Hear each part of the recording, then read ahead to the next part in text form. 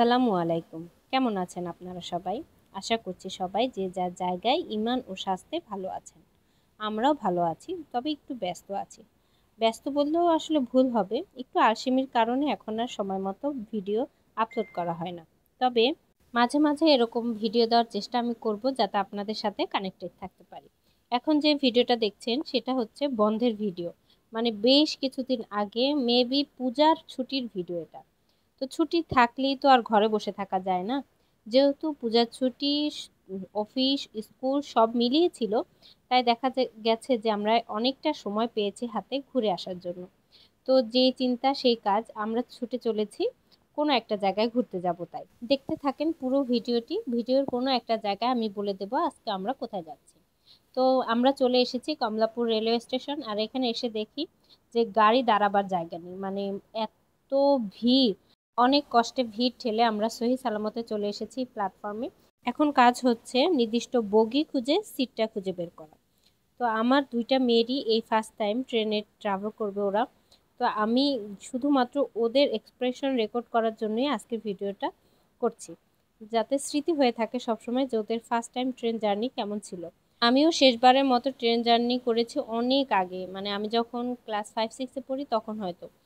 তো এটা বলা যায় যে অনেক দিন পরে আমিও ট্রেন জার্নি করছি। আমাদের এরপরে যতবার যে জায়গায় গিয়েছি সাধারণত বাসেই ট্রাভেল করা হয়েছে।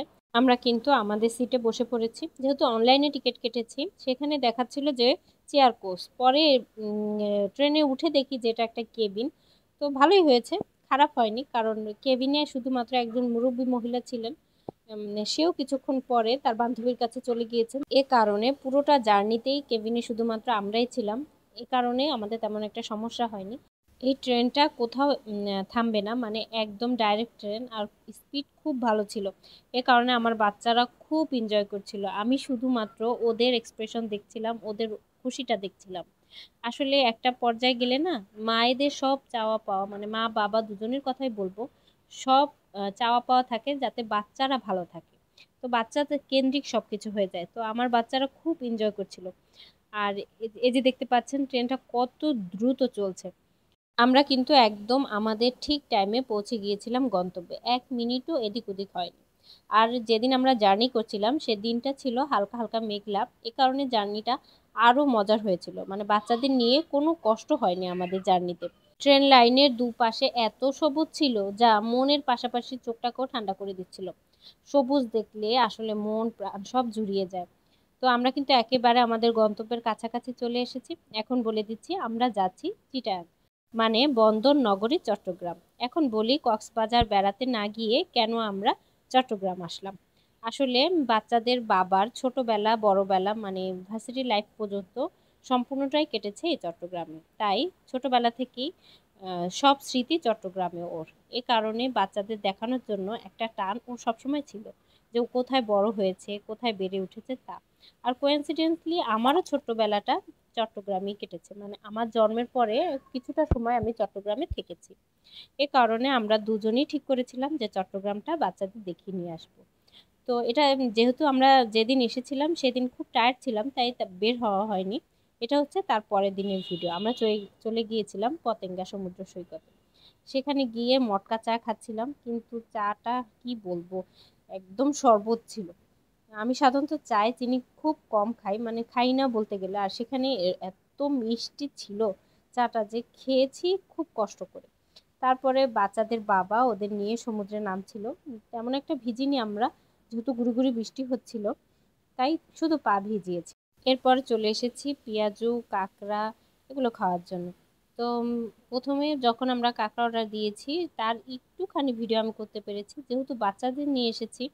ওদের টেক কেয়ার করতে গেলে ভিডিওটা আর হয় না, আর ভিডিও করতে গেলে ওদের টেক কেয়ার হয় না। তো যেহেতু আমার কাছে ফার্স্ট প্রায়োরিটি আমার বাচ্চা, তাই একটুখানি ভিডিও করে আমি ওদেরকে কাঁকড়াটা প্রসেস করে খাইয়ে দিচ্ছিলাম। তারপর চলে এসেছিলাম বার্মিস মার্কেটে। আমরা সবাই জানি সমুদ্র মানেই বার্মিস মার্কেট থাকবে, সেটা হোক পতেঙ্গা, কক্সবাজার বা কুয়াকাটা। তো এখান থেকে ফ্যামিলির কিছু কিছু মেম্বারের জন্য আচার নিয়ে নিচ্ছিলাম। আর আমি ঘুরে ঘুরে দেখছিলাম দোকানটায় আর কি কি আছে। তো সাধারণত সব বার্মিস মার্কেটেই একই ধরনের জিনিস থাকে, তাই এখানে নতুন কিছু আর দেখার নেই। আমাদের ইচ্ছা ছিল বঙ্গবন্ধু টানেলটাও দেখার, কিন্তু সন্ধ্যা হয়ে যাওয়ার কারণে আমরা আর ওদিকে যাইনি। তবে সিএনজি আলা আমাদের দেখাচ্ছিল যে ওই যে বঙ্গবন্ধু টানেল দেখা যাচ্ছে। তো সিএনজিতে থেকেই যতটা দেখা যায় তা দেখেছি, ভিতরে আর আমরা যাইনি। চিটাগাঙে আমাদের বেশ কিছু আত্মীয় স্বজন আছে, তাদের বাসায় আমরা পর্যায়ক্রমে গিয়েছি, কিন্তু সেখানকার ভিডিও আমি করতে পারিনি। কারণ আপনারা হয়তো জানেন যে আমার সবার সামনে ভিডিও করতে খুব লজ্জা লাগে। এ কারণে দেখা যায় যে কারো বাসায় গেলে আমি সাধারণত ভিডিও করি না। আর সবাই আসলে ক্যামেরার সামনে আসতেও চায় না, প্রাইভেসির একটা ব্যাপার থাকে। এ কারণে আমার আত্মীয় স্বজনের বাসায় আমি যে কি করেছি সেইটা আমি এই ব্লগে শেয়ার করছি না। তো এটা ছিল তার পরের দিনের ভিডিও। আমরা চলে গিয়েছিলাম ফয়েজ লেকে। আমি লাস্ট যেবার ফয়েজ লেক ঘুরে গেছি, এখন সেরকম ফয়েজ লেক নেই, অনেক কিছু চেঞ্জ হয়েছে। তো বাচ্চাদের সাথে নিকটে চলে এসেছি, নতুন একটা অভিজ্ঞতা ওরা যাতে অর্জন করে তার জন্য। তো আমরা এখানে ফয়েজ লেকের ভিতরে চলে যাচ্ছিলাম, আর কি কি করলাম তা আমি আপনাদের সাথে পরবর্তী ব্লগে শেয়ার করে নেব। আজকে তাহলে এখান থেকে বিদায় নিচ্ছি। আসসালামু আলাইকুম।